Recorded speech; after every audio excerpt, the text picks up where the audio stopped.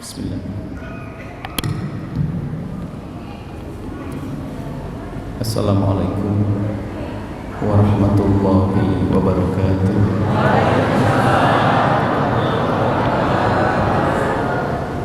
Alhamdulillah.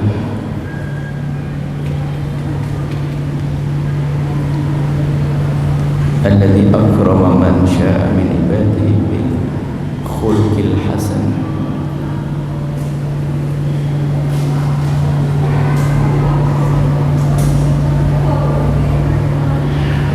Wassalatullahi wassalamu ala rasulil karim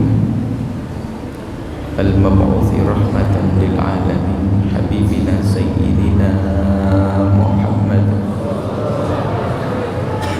wa ala alihi wa ashabihi wa tabi'ina lahum bi ihsanin ila yaumiddin. Allahumma ya rabbana inna na'udzu bika minal kibri wal hikdi wal ujbi wal riya'i wa hubbid dunya. Tahhir ya rabbana qulubana minan nifaq. Tahhir ya rabbana qulubana minan nifaq. Tahhir ya rabbana qulubana minan nifaq. A'inna ala dzikrik wa syukrik wa husni ibadatik. Allahumma ya rabbana rizqna taubata qabla al-maut wa syahadata 'inda al-maut wal jannata ba'da al-maut. Amma ba'du. Yang sangat kami cintai, kami muliakan para rindu ridha Allah, para pecinta baginda Nabi Muhammad sallallahu alaihi wasallam, harus senantiasa kita itu harus sadar, kita harus selalu sadar bahwa kita ini harus rindu ridha Allah. Bukan sedengar kalimat terucap, tapi harus benar-benar kita ini menyadari kalau kita itu rindu, berharap Allah ridho kepada kita.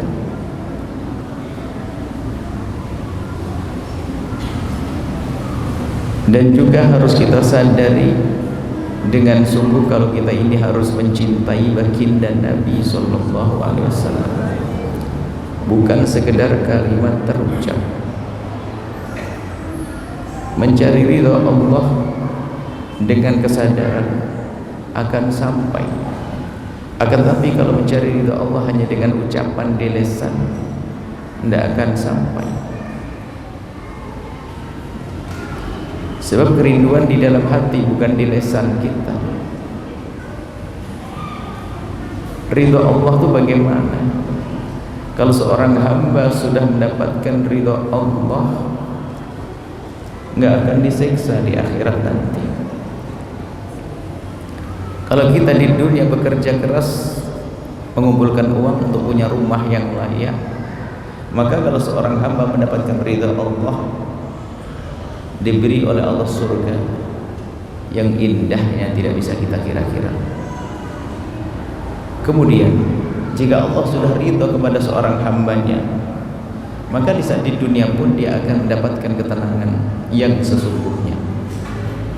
Maka ayo kita sadar betul kalau kita mencari ridha Allah, sehingga kesadaran akan kerinduan kita kepada ridha Allah ini akan membimbing langkah-langkah kita dalam berurusan kepada sesama manusia.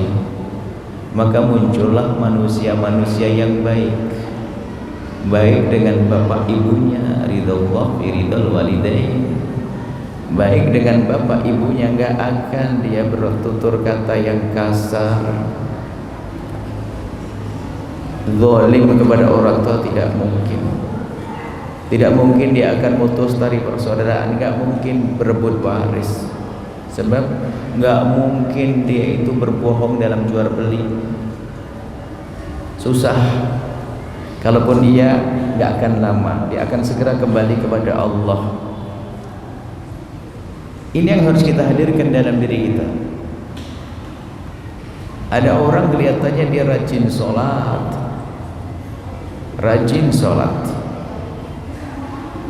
puasa juga rajin, tapi dalam jual beli bohong dia.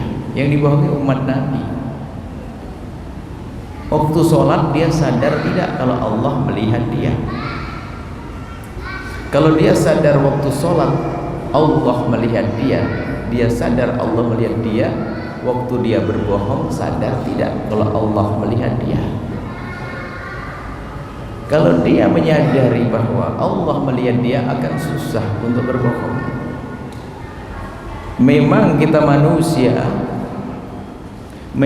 manusia biasa lupa dan lalai. Tiba-tiba kita berbohong karena satu hal, terdesak atau berharap lebih tentang sesuatu hal, sehingga kita menjadi berbohong. Tapi kalau orang beriman setelah berbohong segera bertobat, melakukan kemaksiatan bertobat, itu kelebihannya. Dan memang tidak ada di antara kita yang tidak berdosa kecuali baginda Nabi Muhammad dan para nabi yang lainnya. Nah, katanya mencari ridha Allah, tapi di saat bersalah terus selalu dalam salah dan dosa. Ini yang harus jadi bahan renungan untuk kita ini cari apa sih? Insya Allah kalau bicara iman, semuanya ada iman. Kalau gak ada iman, Anda tidak akan mau melangkahkan kaki menuju ke tempat ini. Kalau tidak karena adanya iman di dalam hati, ngapain juga kita sholat? Kita melakukan sholat setiap hari, bahkan semua dari kita rindu untuk melaksanakan ibadah haji. Padahal kalau kita melaksanakan ibadah haji dan umrah perlu biaya besar, capek juga. Tapi kenapa kita laksanakan? Karena ada iman di dalam hati. Ini yang harus kita sadari. Maka ayo kita suburkan keimanan tersebut. Baik. Hal-hal semacam ini kadang tidak pernah kita sadari dengan serius, sehingga orang ngomong saya pengen ridho Allah, tapi tidak sadar di saat ngomong itu dia melakukan sesuatu yang tidak diridhoi oleh Allah, yaitu melakukan ibadah dibarengi dengan maksiat. Baik, semua dari kita bisa bersalah, tapi sebaik orang yang bersalah adalah bergegas, menyadari kesalahannya, berubah, kemudian memohon ampun, selesai. Ini muqaddimah, ya, agar sadar semua dari kita bahwa kita itu harus rindu ridha Allah, menyadari betul bahwa kita rindu ridha Allah. Kalau sudah Allah ridha, indahnya kehidupan kita kelak di surga. Di surga Allah nggak ada susah, nggak ada sedih, nggak ada gelisah. Berapa tahun kalau di dunia itu seneng-senengnya seorang hamba hidup di dunia sebatas umurnya, itu masih kadang diselingi dengan sedih dan susah.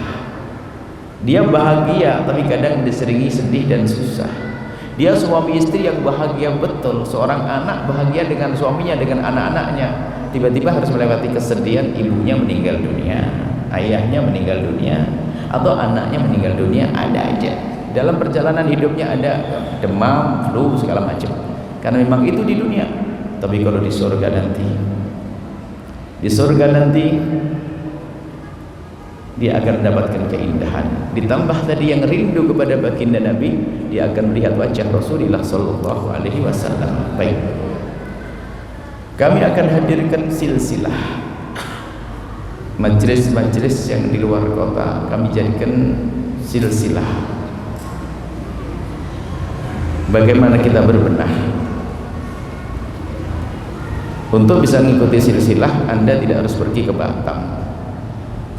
Besok ke Tangerang, yang mau ke Tangerang silahkan, kalau Bogor Tangerang masih. Tapi kalau tiba-tiba majelisnya di Blitar, sepertinya sulit.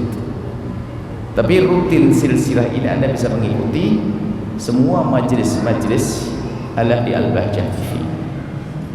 Jadi ada silsilah, dan silsilah yang kami hadirkan ini adalah silsilah ilmu yang sangat mendesak hari ini, yang sering dilupakan oleh hamba-hamba Allah.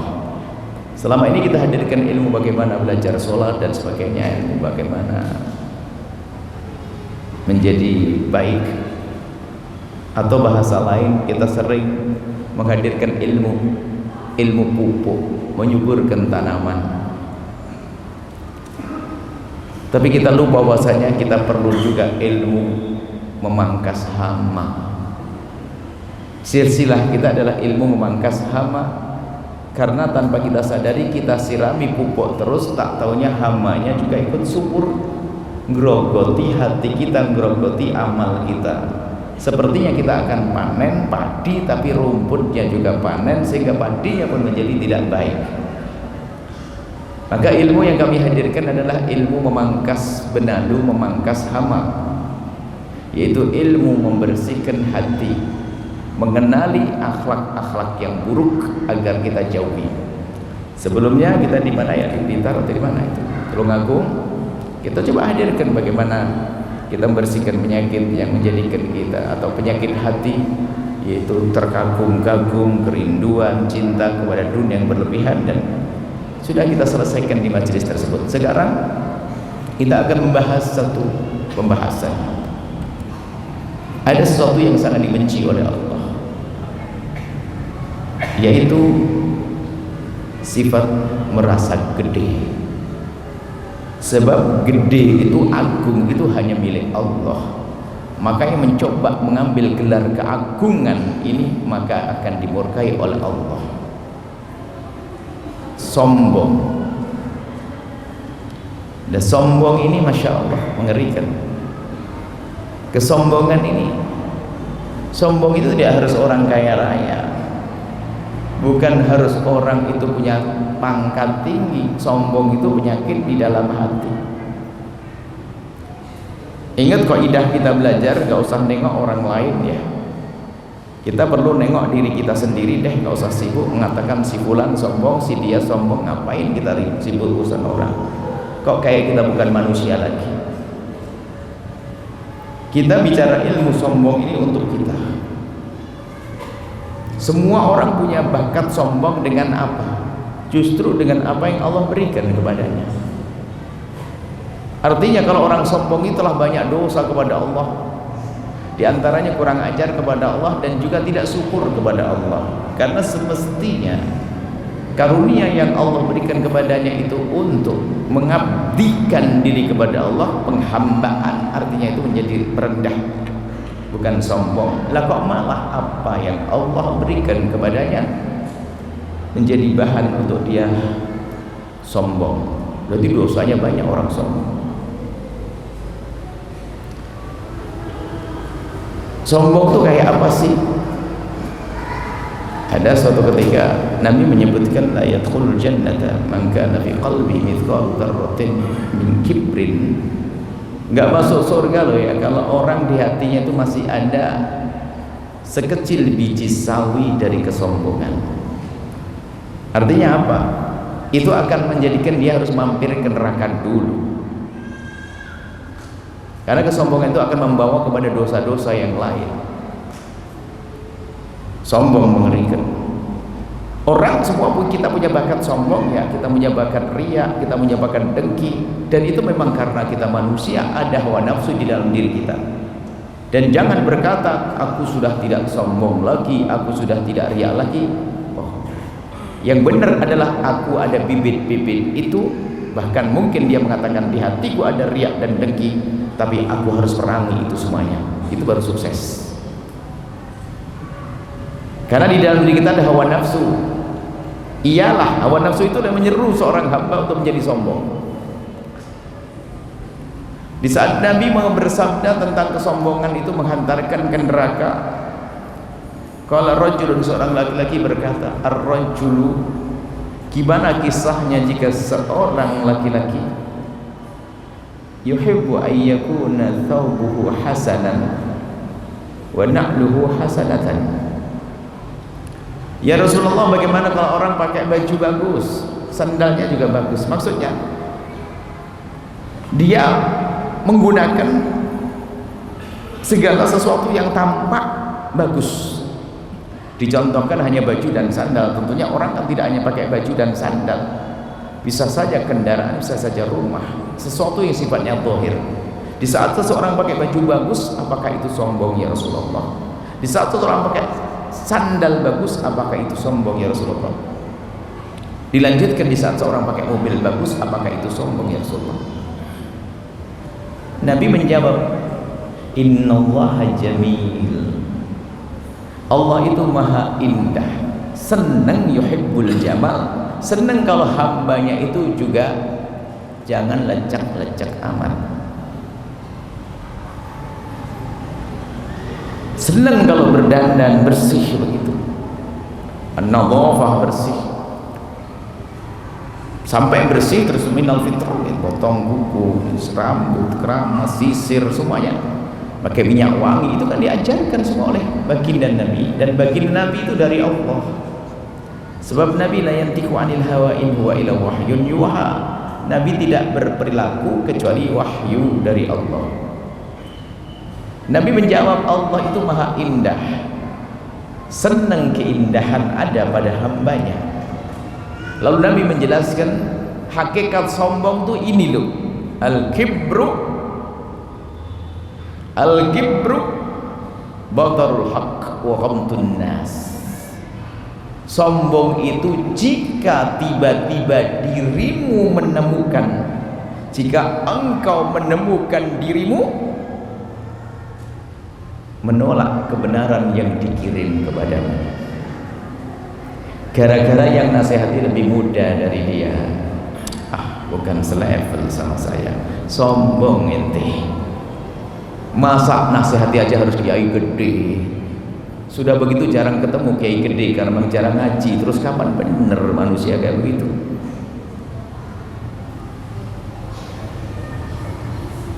Harus kiai terkenal yang nasihati. Harus kiai. Kalau nasihati kiai kecil katanya kiai kampung, tidak selevel dengan saya, sombong. Nah, nanti kita bahas apa yang menjadikan orang itu menolak kebenaran, batarul haq tadi. Wa ghamtun nas, merendahkan orang lain. Ini semuanya sebabnya kurang lebih sama, kebiasaan merendahkan orang lain dan menolak kebenaran kembali kepada kesombongan yang ada di dalam hatinya. Merendahkan orang yang merasa dia adalah, jika dia seorang ustadz merasa yang paling alim, tidak ada seperti saya. Dia sekolah di mana dia? Tidak selevel dengan saya. Waduh, top deh. Semodelnya model begitu, padahal dia hafal Al-Quran barangkali. Dan sengaja akan kami hadirkan, justru yang menjadi sebab sombong ini ternyata bukan semuanya urusan dunia. Bahkan kebaikan yang dilakukan seorang hamba pun menjadikan dia ujub, sombong di dalam diri, kemudian keluar menjadi sombong yang dilihat oleh orang. Kita mulai ini melacak ya, supaya kita tidak gampang menjadi sombong gara-gara yang Allah berikan kepada kita. Yang jelas Allah tidak senang, disenangi oleh syaitan. Harus kita lacak nanti, apa sih menjadikan aku sombong? Kok sombong banget aku tuh? Pokoknya nanti pada kesimpulannya, kalau di majelis ini ada satu orang yang mengatakan dirinya tidak sombong, kayaknya dia sudah parah banget deh. Korengan nggak merasa korengan kan kacau. Maka harus bisa dong, dan semua orang berbeda-beda. Karena apa? Karunia yang Allah berikan kepada kita pun beda-beda.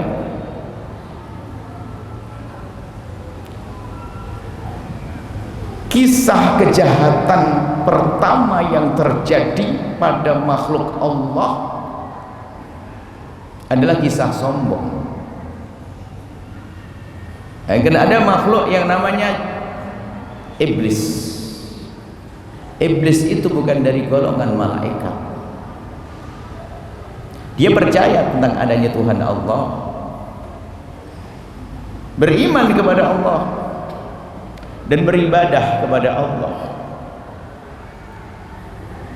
setelah beribadah sampai dikatakan, kan kita mengenal planet, tidak tahu ditemukan lagi apa selain planet nanti. Artinya semua yang telah Allah ciptakan yang di situ ada hamparannya sudah dijelajah oleh iblis, digunakan untuk sujud. Ribuan tahun sebelum mbah kita diciptakan, dan beribadah terus itu iblis. Begitu hebat prestasi iblis di dalam beribadah, Allah izinkan untuk bergabung dengan makhluk yang tidak pernah berdosa, yaitu malaikat. Bergaulah iblis dengan malaikat, dan setara, nggak kelihatan keiblisannya, karena memang bicara ibadah luar biasa. Hanya beda asal saja, malaikat dari cahaya, iblis dari api. Terus itu berjalan dan tidak ada masalah, hingga datanglah masa yang Allah kehendaki. Inni ja'ilun fil ardi khalifah. Allah akan menciptakan di muka bumi adalah khalifah, yaitu makhluk yang akan melestarikan semesta. Malaikat bukan protes, bertanya, ataj'al fiha, ya Allah, apakah kau akan membuat fiha di muka bumi itu orang yang membuat kerusakan dan sebagainya? Maksudnya, ya Allah, jangan sampai nanti membuat makhluk yang bikin kerusakan di muka bumi. Ya tentunya Allah Maha Tahu, dan malaikat sah-sah aja bertanya seperti itu. Kemudian setelah itu diciptakanlah mbah kita Nabi Adam alaihissalam dari tanah, malaikat dari cahaya, iblis dari api, kakek kita dari tanah, diciptakan oleh Allah. Kemudian setelah itu dihidupkan roh, jadilah mbah kita Nabi Adam alaihissalam. Karena ini adalah rupanya menjadi makhluk yang termulia, dimuliakan, bahkan bukan saja yang dimuliakan mbah kita, sampai keturunannya. Waqad karramna bani Adam, telah aku muliakan. Pemuliaan Allah wujudkan dalam bentuk perintah kepada makhluk hebat pada zaman itu, yaitu malaikat, untuk sujud penghormatan. Ingat, bukan sujud penghambaan, sujud penghormatan. Wa idh qulna lil malaikati isjudu li adama fasajadu. Semua di saat disuruh sujud, para malaikat itu sujud, dan bersama rombongan malaikat siapa? Ada satu iblis yang nggak perlu disebut, sudah satu rombongannya kok, sudah satu grup, nggak perlu lagi pakai sebutan khusus. Sehingga iblis pun merasa bahwasanya dia juga dipanggil untuk sujud. Fasajadu, dan mereka pada sujud kecuali iblis, illa iblisa. Kenapa? Aba wastakbar wa kana minal kafirin. Aba, nggak mau iblis, ogah-ogahan, apa-apaan nih, istakbar, sombong dia. Kenapa sombong? Mikir dia, sok gaya mikir nih, kok bisa, aku ini kan punya prestasi tinggi, aku ini kan kiai gede kalau zaman sekarang. Mungkin pondok saya pondok lama ini, majelis saya majelis tergede ini, kok bisa suruh hormat sama musola kecil sama ya? Sorry dong. Kok bisa saya ini sudah punya prestasi ibadah segede itu suruh sujud kepada makhluk yang baru diciptakan oleh Allah dan belum ada prestasinya, belum punya prestasi. Logis ya? Ya logis menurut iblis kan begitu. Karena apa? Nabi Adam bah kita baru ciptakan, belum terbukti dia sujud, sholat, zikir, belum, baru ciptakan suruh sujud, itu iblis, berat ya. Terus ditanya, iblis, kenapa kau tidak sujud? Ya dia menjawab dengan keyakinannya biarpun itu salah. Ana khairun minhu. Satu poin. Ana khairun minhu. Kalimat pertama diungkap adalah ana khairun minhu. Khalaqtani min nar. Aku lebih bagus dari dia. Berani ngomong gitu. Engkau telah menciptakan aku dari api dan engkau telah ciptakan dia dari tanah. Dia, aku lebih bagus dari dia. Berani menyatakan dia lebih bagus. Model iblis itu gitu. Dalam bahasa kita itu gampang menganakan anak. Aku, ego, anak. Sehingga dalam bahasa Arab egois itu anani. Orang sombong itu orang yang punya ana tinggi. Aku, ana itu akunya iblis sebetulnya itu. Jadi yang dipinjam oleh hamba hari ini adalah ananya iblis yang dipakai waktu itu. Ana khairun minhu. Aku lebih bagus daripada dia. Bukan ijab dia. Baik, ini satu gambaran bahwa yang menjadikan sebab iblis sombong itu yaitu karena apa? Merasa dia lebih bagus karena sudah banyak ibadah. Plus ada lagi, diem-diem di saat Allah memuliakan Nabi Adam itu gak terima dia. Maka bahasa hari ini kalau ada orang melihat orang lain diberi karunia oleh Allah kok gak terima, itu kan seolah-olah menyalahkan Allah. Dan penyakit tidak terima dengan apa yang Allah berikan kepada saudaranya namanya penyakit apa? Hasud alias dengki. Dan biasanya kedengkian itu sudah nempel dengan hasud juga. Dan itu akan kita beresin nanti silsilah ke depan bagaimana kita menghilangkan itu semuanya. Nah, ayo semua dari kita menyadari bisa saja dia adalah seorang ustadz dengan santrinya yang sudah sangat banyak. Petentang, seolah-olah sudah nenteng surga ke sana kemari. Lihat orang begitu gampang merendahkan. Bahkan luar biasa, nggak kayak majelis kita. Lihat majelis kita penuh dengan rohaniat pamer-pamer, khusyuk, syahdu. Ini betul-betul suasana ahli surga. Tidak seperti ya salam, sudah mulai seperti nunjuk orang lain. Tidak begitu. Kelas ustaz ada. Apa itu? Karunia. Kemudian ada lagi kesombongan yang muncul karena Allah beri kekayaan. Diberi kekayaan sombong. Maka sombong bisa saja dengan kekayaan. Kalau sudah kaya itu susah menerima kebenaran. Kecuali kaya orang yang insaf, menyadari bahwasanya itu semuanya dari Allah Subhanahu wa taala. Kalau kita jelentrehkan lagi, semua kelebihan itu bagi orang dungu, orang bodoh potensi untuk menjadikan dia sombong. Dia tidak merenung kalau seandainya dia menjadi kaya itu saham kekayaan dia itu dari siapa, berapa persen dia punya saham.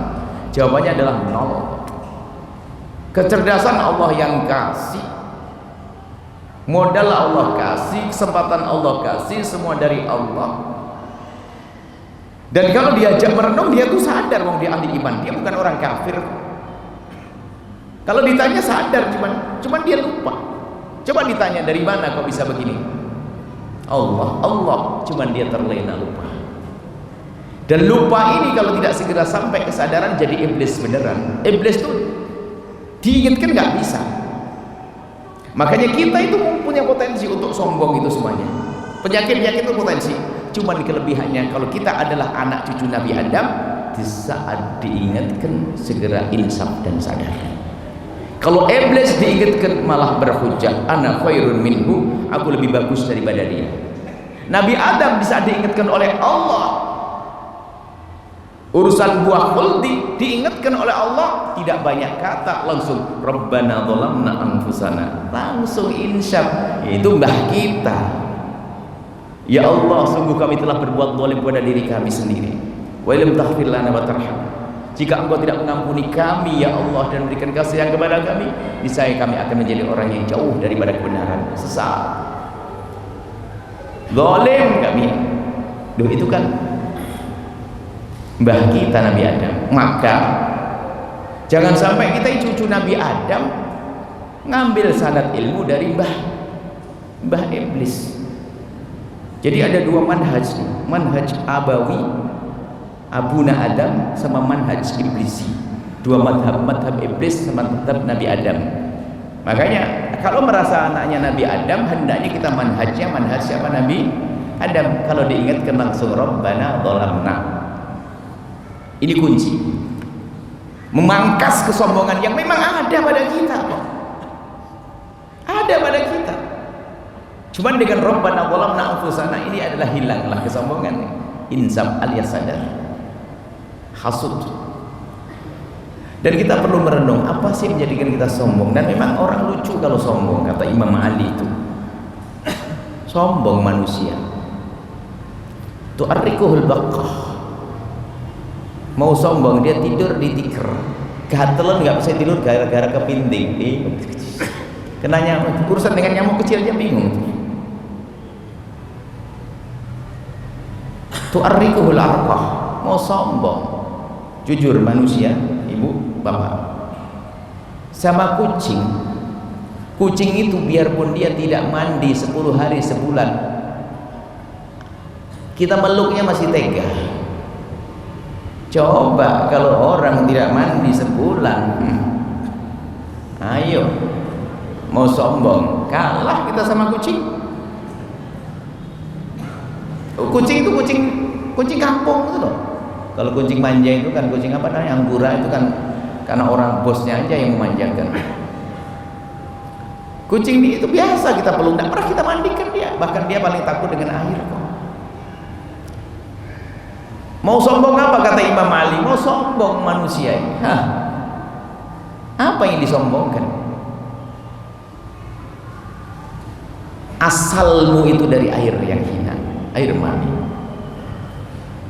Kemudian kemana-mana kau itu membawa, kata Imam Ali, kau itu membawa sesuatu yang kalau dibongkar tuh menjijikan di perut kita ini. Mau sombong gitu. Setelah itu setiap hari kita harus membuang sesuatu tersebut yang kotor. Nggak ada yang tidak membuang, pasti buang kotoran itu. Mau sombong, ayo. Maka betul-betul lucu kalau dia berpikir orang sombong itu, sombong dengan kekayaannya, sombong dengan kegantengannya, sombong dengan kecantikannya, sombong dengan tahta. Diturunkan belum selesai kadang. Ada diturunkan karena dia nggak bisa bekerja, sakit. Ada diturunkan karena bermasalah, masuk penjara. Diturunkan gara-gara nggak bernafas lagi, macam-macam.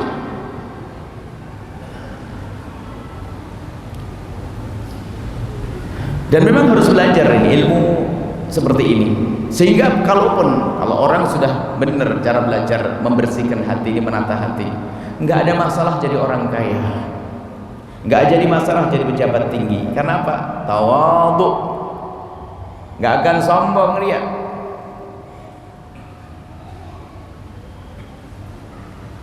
Sekarang anaknya pejabat kadang susah ngaji karena merasa bapaknya punya jabatan tinggi. Anaknya orang kaya itu belajarnya lebih susah dari anaknya orang fakir. Kalau orang fakir mau belajar agama di mana saja oke. Kalau orang kaya milih-milih, jadi lebih sempit. Kecuali orang kaya yang sadar bahwasanya menghantarkan kepada kemuliaan itu terlihat susah. Jadi bisa saja dengan ngaji di rumah, nggak usah pilah-pilah. Sampai ngaji itu ada kelas-kelasan, kan aneh. Saya nggak mudah pengajian kelas biasa, pengajian saya grup pengajian kelas menengah ke atas. Besok pengajian pun ada kelas-kelasnya. Pengajian jamaah haji, pernah dengar tak? Itu kan ada satu yang bukan jamaah haji datang ditegur, Pak Haji sudah haji ya? Belum. Kok ikut-ikutan? Ini barangkali ada. Nah, model gaya-gaya sombong tuh muncul dalam setiap saat dalam kehidupan kita. Tapi kalau kita sadar, insya Allah kita selamat. Ayo kita renungi diri kita sendiri. Kesombongan itu akan memunculkan kedengkian. Subhanallah, munculkan kedengkian karena dia ingin merasa ingin menjadi lebih baik terus. Dia ingin lebih baik terus. Kalau ada orang yang pengen ngungguli dia, nggak terima dia. Ini baru kemarin, kenapa kok lebih masyhur dari saya ini? Baru orang kemarin, kenapa kok dia lebih disenangi dari saya ini? Mulai dia berpikir bagaimana menjatuhkannya. Oh, apa ada ustaz begitu? Kalau Imam Ghazali menyebut sederhana, la hasadaka hasadil ulama. Hasudnya ustaz paling serem tuh. Wah, teman-teman, ya ada juga seperti itu. Mari kita semua merenungi apa yang Allah berikan kepada kita, jangan menjadikan kita sombong. Dengan dua tanda tadi. Tandanya ini saja deh, langsung tutup poin. Mungkin Anda sudah menjadi orang yang kaya raya, sudah terlanjur kaya, mau bagaimana? Kadang nggak bisa difakirkan, mau memang dicatat oleh Allah kaya sampai mati kok. Biarpun dia sedekah banyak, bangun masjid puluhan, bangun pondok puluhan, tetap saja kaya. Duitnya nggak habis-habis, memang jatahnya dia kaya. Terus bagaimana? Yang penting jangan sombong. Tandanya gimana? Tidak batarul haq. Kalau diingatkan, Rabbana dzalamna, terima kasih. Yang mengingatkan siapapun, nggak harus mengingatkan orang lebih tinggi dari dia. Dia merasa, Masya Allah, alhamdulillah, terima kasih aku telah diingatkan, jazakumullah. Dan itu bukan basa-basi loh ya, rasa di dalam diri Anda saja. Anda tidak usah tanya siapa yang ngerasain diri Anda kok. Ustaz sudah belajar fikih kitab Minhaj fikih, diingatkan oleh satu santri yang baru belajar Safina. Ya, kasihan banget anak baru kitab kecilnya lain saya kitab gede. Nah, memang biarpun kita belajar kitab gede bakal paham semuanya atau hafal semuanya. Paling indah adalah kalau orang diingatkan, jangan berhujjah terlebih dahulu, ucapkan terima kasih dengan tulus. Dan jika suasana hati setiap dari kita seperti ini, hidup akan indah, akan berlaku kepada siapapun suami istri. Siapa sih yang paling berhak mengingatkan antara suami istri? Mungkin suami akan berkata, saya dong suami, saya kan kepala keluarga.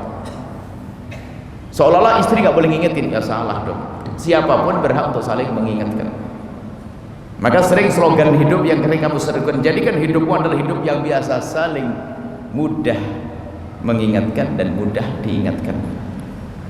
Bikin stiker yang bagus dalam hidup rumah tangga kita, harus hidup yang mudah diingatkan dan mudah mengingatkan. Jadi ada seorang istri itu kalau diingatkan sama suami, marah sih enggak, cuman diem. Wah ini pusing juga ini, dia denger enggak sih? Diem. Sudah diem. Bikin kopi enggak, masak telat, bajunya enggak siapin, sudah diem dong. Tapi diem kan repot. Itu ibu-ibu. Kalau bapak-bapak langsung keluar rumah, pulang malam-malam jam 1, model bapak-bapak. Sebetulnya dia protes halus, sombong dia. Coba dalam budaya rumah tangga, kalau ada seorang istri diingatkan seorang suami, abang, terima kasih bang, abang telah mengingetin adik. Pakai adik sama abang, ini mesra banget. Padahal sudah umur 60 sama 70, ya gak apa-apa. Karena abang ngingetin saya, subhanallah, hadiah spesial, masak yang enak. Makasih bang. Begitu dong, budayakan. Dan ini harus kita biasakan di antara kita, bahkan juga untuk merangi. Maka orang baik itu ngasih hadiah kepada seseorang tidak serta-merta karena mencintai loh ya, justru karena mungkin di dalam hatinya ada kekesalan, lalu memberikan hadiah biar hilang keselnya. Maka jangan bangga dulu kalau tiba-tiba ada seorang soleh memberikan hadiah kepada Anda. Bisa saja karena bisa saja Anda telah bikin kesel dia memerangi hati. Masya Allah, biar hatinya tidak kotor. Dan itu dilakukan para orang soleh karena mereka tidak ingin miara kotoran hati. Suami diingatkan sama sang istri, subhanallah, kalimatnya sederhana, yang Sebelum nikah aku pikir kamu itu cantik, ternyata setelah menikah kamu sangat cantik. Waduh, enak kan begitu. Sebetulnya budaya, termasuk ibu-ibu kalau diingatkan sama anaknya itu bangga dulu dong. Jangan bilang gara-gara kamu ngaji kok cerewet nak. Ini ibu nggak bener ini. Ada ibu diingetin sama anaknya dibilang cerewet anaknya.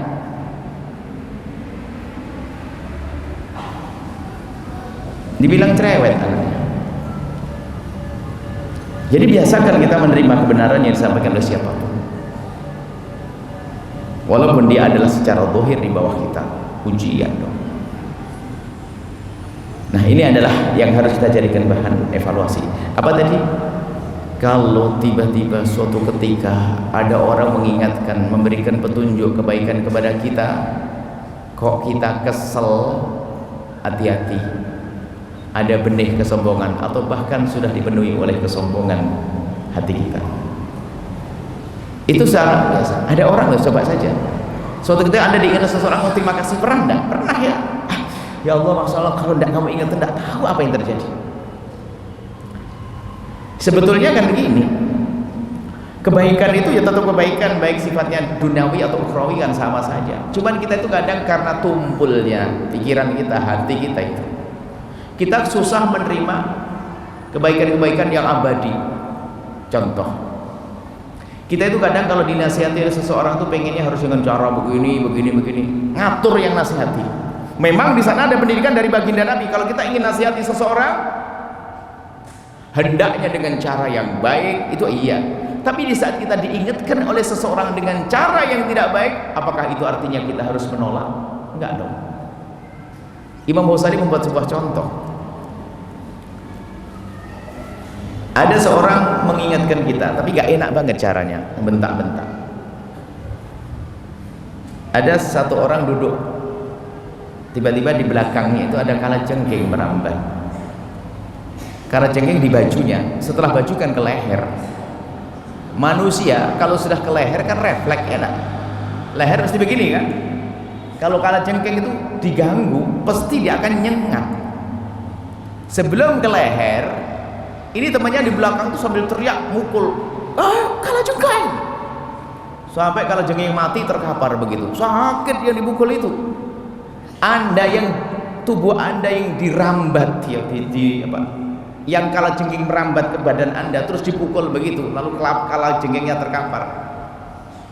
Kira-kira apa yang terjadi pada Anda? Terima kasih atau ngomel-ngomel? Terima kasih kan? Ya Allah subhanahu wa ta'ala, lupa dengan sakit ini. Apakah bilang kurang ajar kau sakit nih? Karena tahu faedahnya, bahwasanya kalau saya tidak begitu kan, kalau jengking kelambat di leher saya begini kesengat pasti, bukan begitu. Nah inilah, di saat urusan-urusan begitu mah kita paham, tapi di saat kita diingatkan urusan akhirat, jangan begitu ya akhi, berubah wajah. Jangan begitu ya ukhti, nggak mau duduk bareng. Jangan ini model apa itu? Kalau seandainya itu calon Anda, batalin deh perempuan kayak begitu tuh. Sudah tunangan besok menikah, diingatkan kok gampang cemberut. Wah kacau ini. Cari yang jika diingatkan tersenyum. Masih banyak ada yang lainnya, ngapain maksain nikah dengan dia? Wong dia nurun iblis kan gitu. Ya jangan mau dengan dia, cari yang lain dong. Kan milih menikah itu, ngapain maksain dengan dia? Sebab diingetin cemberut, nggak bisa. Di blok HP, misalnya kalau suami istri, tidak begitu ya. Pertama, pastikan Anda jika diingatkan lapang hati. Kalau ternyata belum bisa lapang yang sesungguhnya, jadikan hatimu akan lapang suatu ketika. Dengan cara apa? Dengan cara kita membalas kebaikan orang tersebut. Misalnya kita lagi dongkol, ya Allah saya diingatkan caranya nggak baik, bikin malu saya, nggak apa-apa, tak kirim nih, tolong cari nomor rekeningnya dia, saya bikin bingkisan, saya doain, gitu aja. Karena kita nggak mau jadi pengikutnya iblis, pengen ikut bah Nabi Adam. Yang pertama itu pastikan. Terserah Anda itu orang kaya, bos atau apa saja, nggak penting itu. Yang penting hati Anda Lalu pakai mobil mewah nggak salah, siapa yang salah? Jadi di saat diingatkan nggak ada masalah, siapapun yang ingatkan saya terima kalau itu kebenaran yang sesungguhnya. Kemudian yang kedua lah ini, ghamtun nas. Anda tidak akan meremehkan siapapun dari bangsa manusia. Mungkin Anda sudah pakai mobil mewah dengan mobil mewah, baju yang luar biasa, rumah Anda sangat megah, tapi subhanallah hati Anda penuh kasih dengan si fakir, sopan santun. Biarpun itu pembantu di rumah Anda yang bekerja karena dia lebih tua dari Anda, tetap sopan santun, mohon maaf dan sebagainya. Enggak pernah merendahkan siapapun. Lihat orang fakir tidak pernah merendahkan. Terus biarpun Anda kaya raya, maka Anda tidak sombong. Nah itu kuncinya di situ. Kalau sudah gaya merendahkan manusia, itu berlaku pada siapapun. Merendahkan tadi, mulai dari ustadz merendahkan orang lain, gua ada. Jangankan kok ustadz, ini jamaah gara-gara temennya ustadz terkenal. Teman ustadz terkenal kayak apa sih? Pokoknya gara-gara dia sering bergaul berteman sama ustadz terkenal. Ini sama ustadz kampung itu no, sorry ya, kan level saya. Teman saya ustadz terkenal, ini foto saya, ini baru nempel tak loh ya, belum jadi ustadz. Kalau jadi ustadz mungkin lebih dari mbahnya iblis ya. Itu gayanya kalau sudah ketemu sama ustadz terkenal. Wah, makanya hati-hati. Yang sering kumpul sama ustadz terkenal itu kadang-kadang jadi sombong itu. Misalnya ustadz terkenal pun juga berbahaya. Bisa saja dia merasa, padahal ya merasa dia sudah wah kayak segala-galanya. Ya namanya musuh kita iblis yang dia sudah berpengalaman ratusan puluhan tahun, ratusan tahun untuk menggoda bangsa anak Adam, sampai hari ini pun terlatih. Baik, jadi dua. Pokoknya kalau Anda tiba-tiba diingatkan kok hati Anda tidak nyaman, berarti Anda ada koreng namanya sombong. Obati. Kalau ternyata Anda gampang meremehkan orang,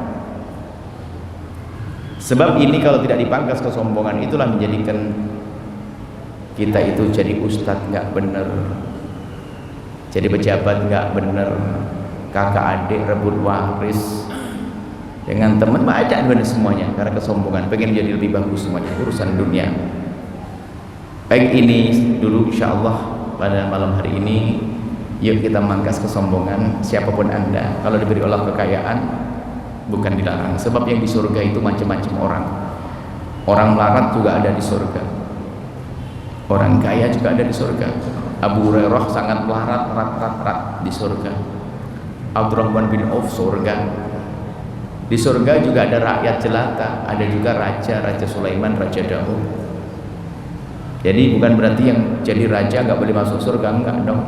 Bukan berarti yang kaya raya itu nggak bisa masuk surga, enggak. Kaya raya masuk surga bisa, yaitu dengan cara itu tadi, agar dia tidak sombong. Ini saja mungkin yang bisa kami sampaikan. Kami lanjutkan dengan tanya jawab yang mau bertanya dan sebagainya. Jika bisa kami jawab, kalau tidak kami tunda nanti insyaallah. Wallahu a'lam bishawab.